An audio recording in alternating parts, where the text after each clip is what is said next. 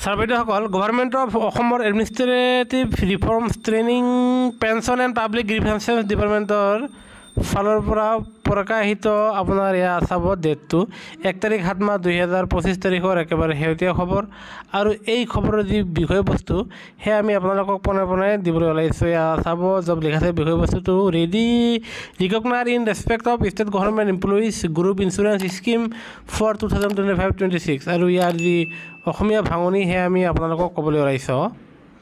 সেয়া হ'ল 2025-26 চনৰ ৰাজ্য চৰকাৰৰ কৰ্মচাৰীৰ গোট বীমা আঁচনিৰ সন্দৰ্ভত এই জাননীখন প্ৰকাশ পাইছে, য'ত কৈছে কৰ্মচাৰীসকলক প্ৰদান কৰিবলগীয়া প্ৰকৃত সুবিধাসমূহ দেখুৱাব।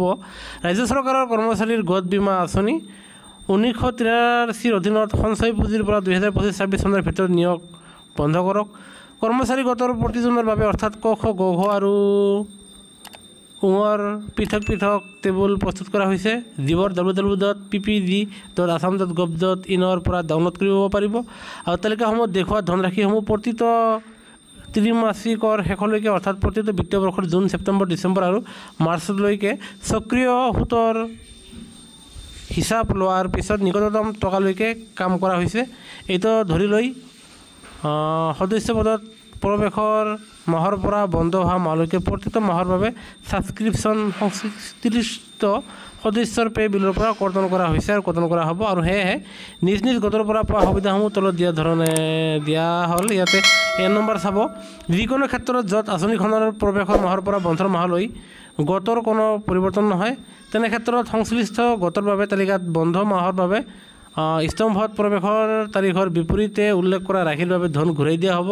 আৰু যিটো তলত উদাহৰণ দিয়া আছে, ধৰা হ'ল কোনো এজন কৰ্মচাৰীয়ে যদি গ্ৰুপ ডিৰ অধীনত 1 তাৰিখ 4 মাহ 1983 তাৰিখে আঁচনিখনত প্ৰৱেশ কৰিছিল আৰু 30 তাৰিখ 1 মাহ 2025 তাৰিখে অৱসৰ ল'ব, যাৰ ফলত গ্ৰুপ ডিৰ বাবে টেবুলত নৱেম্বৰৰ অধীনত 1 তাৰিখ 4 মাহ 1983 বিপৰীতে উল্লেখ কৰা পৰিসংখ্যা হৈছে 50 লাখ টকা আৰু সেয়েহে 60,314 টকা আৰু তেওঁক 50 লাখ টকা ৰিফাণ্ড পাব আৰু সেয়া ইয়াতে উল্লেখ কৰা হৈছে।